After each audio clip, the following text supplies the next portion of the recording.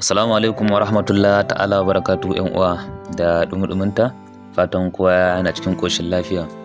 Za ku ji wani zazzafan update da Amerika ta cirewa Iran takunkumi, wanda takunkumin nan ya kai tsawon shekara 4, tsawon shekara 40 ko ma fiye da haka. Sai gashi yau lokaci ɗaya, Amerikan ta cirewa Iran wannan takunkumi da aka ɗauki tsawon lokaci yana aiki akan Iran. Menene dalilin haka? Na san kowa tambayan da zai yi. To dalilin haka shine wani salo ne na neman sauƙi daga wajen Iran domin ta ba su damar shigar Strait of Hormuz domin ma'amalantar siyan man fetur da sauransu. To amma fa inda gizon ke saƙan, Iran ta yi reply da cewar bata yadda ba. Ta ce bata yadda ba, ko da kuwa me za ta yi, ba za ta ba da damar da za su yi cinikayya tsakaninsu ba, ta buɗe Strait of Hormuz ba. So domin wannan yana daga cikin dalilin ko kuma a ce yaudarar da ita American take so ta kullo da shi domin ta samu kan Iran ta wani wajen. Sai kuma Allah ya sa aka yi dace, kai jama'a, kawai ba abin da za mu ce, sai dai mu ce alhamdulillah. Wato duk wani lagon mutanen nan ba wanda Iran bata sani ba. To kana cika ku da surutu dai akan wannan, sannan kuma za ku ƙara jin update zazzafa akan lugudan wutan da Iran ta ƙara kai wa Isra'ila a daren jiya, inda ta ƙara farmakan sauran ma'adanan man fetur da ya rage na Domino, wanda yake Iran kenan, Isra'il kenan.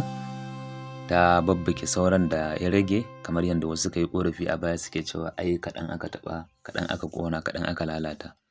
To wannan ba ƙaramar nasara ba ce wacce za mu ƙara cewa alhamdulillah. Daɗin daɗawa a wannan attack ɗin da, ko a ce wannan harin da Iran ta kai wa Isra'ila, an yi sanadiyar rasa rayuka sama da 1,000. Wato harin da aka kai na Domino.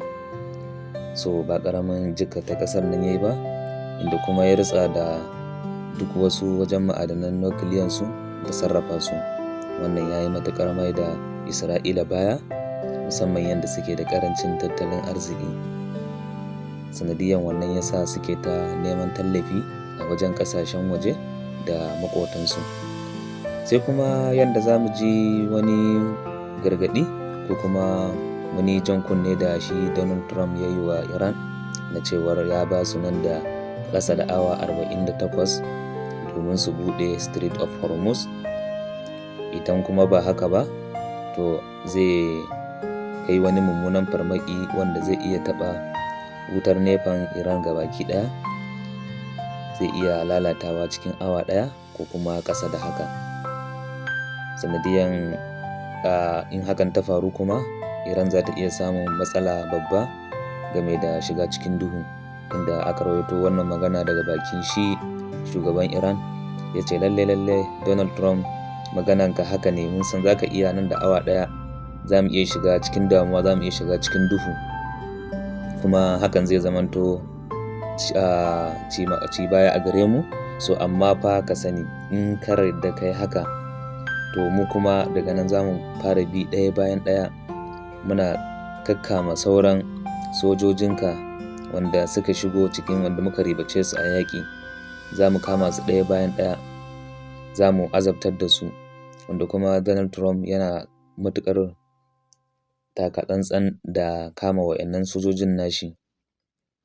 So ga fili ga mai doki, sai a ce ɗan halaka fasa. Duk dai abin da Amerikan ta ce za ta yi akan Iran, to Iran fa sai ta mai da martani wanda ya fi na da Amerikan ɗin ta yi. Sanadiyan hakan ne ma da Donald Trump ya ga yayi ya rasa ya zai yi, ya dawo yake neman sulhu. Wannan kenan, sai dai mu ce Allah ya kyauta. Sai kuma ɗaya ɓangare inda za mu yi Allah wadai, mu ce naka shi ke ba da kai, wato ƙasar Saudiya, inda ta fito take ikirarin cewar lalle za ta kore jakadun Iran daga ƙasar Saudiya. Ta ma ba su wasu 'yan ƙananan awanni da su fice mata daga ƙasa. So menene ya sa a wannan yakin da ake yi tsakanin Isra'ila, Iran, kamar yadda suka haɗe mata baki da Amerika, kuma Saudiya ba ta goyon bayan musulmai 'yan uwansu, ko don matsala ce wacce ba za a ce ga ta nan kai tsaye ba, amma dai alama ta nuna a Amerikan Saudiya ba sa goyon bayan Iran, da har suke ikirarin koran jakadunsu daga cikin tasu ƙasar. A kwanakin baya har ma wasu ikirari suka yi da suke fidda su Iran ɗin daga musulunci. So wannan ɗin bai dace ba, ai yanzu abin da Iran take kamata ya ce duk wani musulmi ya goya mata baya. So kada na cika ku da surutu, za dai ku ji yadda labaran suka kasance. Fatan za a ci gaba da mana like, subscribe da kuma sharing. Kada a manta a danna alamar ƙararrawa domin sanar da ku sabon update ɗinmu da zarar mun ɗaura. Ai sauraro lafiya. Da zafinta Iran ta firgita ƙasar Amurka a halin yanzu, domin biyo bayan haka ne ma aka ce shugaban ƙasar Amurka a halin yanzu ya ce ya cire musu takunkumin nan da yake kansu, wanda aka ce kusan ya kai tsawon na shekara 40. Aiko reply din da suka bayar shi zai baku mamaki, domin sun ce ba takunkumi ba, ko me zai cire ba za su sayan masa da mai ba, ko ba za su bude Strait of Hormuz ba. Idan muka koma state Israel ko za mu ji labari ya sha bamban, domin ƙasar Iran a jiya fa ta firgita ƙasar Isra'ila. Wannan fa da kuke gani fa ba rana bace, wannan hasken wani sabon makami ne da ƙasar Iran ta harba wa ƙasar Isra'ila, wadda a halin yanzu maganar nan da nake muku Iran ta bambame bangaren makamin kare dangin ƙasar Isra'ila wanda ke Dimona. Ba iya wannan ba, a halin yanzu a maganar nan da nake muku akalla dozens of people, mutane da dama sun jikkata, sun ji raunuka. Da har yanzu maganar nan da nake muku ba a faɗa adadin mutanen da suka mutu ba ko makamancin haka. Gidajen jaridu ko ina ya ɗauka fa Iran ta bambame bangaren nuclear site na ƙasar Isra'ila wanda yake Dimona. A nan gefe guda ku abin ya zama fa abin cacan baki, ko kuma ce muku musayar kalamai,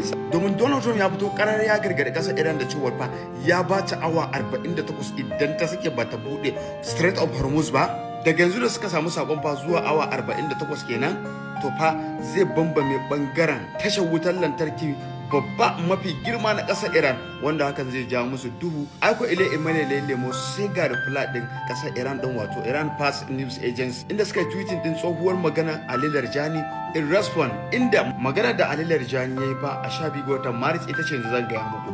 Ya ce Trump yana ta ikirarin wai zai bambame bangaren tashar lantarkin mu a cikin ƙasa da awa ɗaya. Tabbas hakan zai iya yiwuwa, sannan kuma za a shiga duhu. Ya ce cikin rabin awa ma ƙasar Iran za ta iya shiga cikin duhu. Ya ce amma bai sani ba, idan haka ta faru mu kuma wannan lokacin ne da Iran za ta samu damar bi ɗaya bayan ɗaya tana kame sojojin ƙasar Amurka da suke guduwa daga fagen daga. Kun ga kenan haka na nufin kenan fa su sabuwar dama ce ma, saboda haka ga gurin nan. In muka koma ku ƙasashen Laraba ko za mu ji labarin cewa fa a halin yanzu ƙasar Saudi Arabia fa ta riga da ta umarci sojojin Iran da ke da ƙasar Saudi Arabia, wato daga embassy guda 4 kenan, da su gaggauta ficewa. Nan gefe guda tun kwana 3 da suka wuce fa ma'aikatar Pentagon da ke ƙasar Amurka ta buƙaci fa kimanin dala biliyan 200 domin su ci gaba da wannan yakin da ƙasar Iran. Wani haka na nufin kenan fa Amurka fa tana tafka asarar da ba taɓa tunani ba. Da daga can ta nan bangaren ma fa mai magana da yawun parliament na ƙasar Iran fa na fito ya zo ne state Israel, inda yake cewa fa a halin yanzu fa Israel ko ba ta da makaman kariya, domin ta kasa kare wannan sabon makamin da muka harba musu. Wannan makamin da aka ce an harba zuwa Dimona, wanda aka ce ya bambame nuclear site na ƙasar Israel.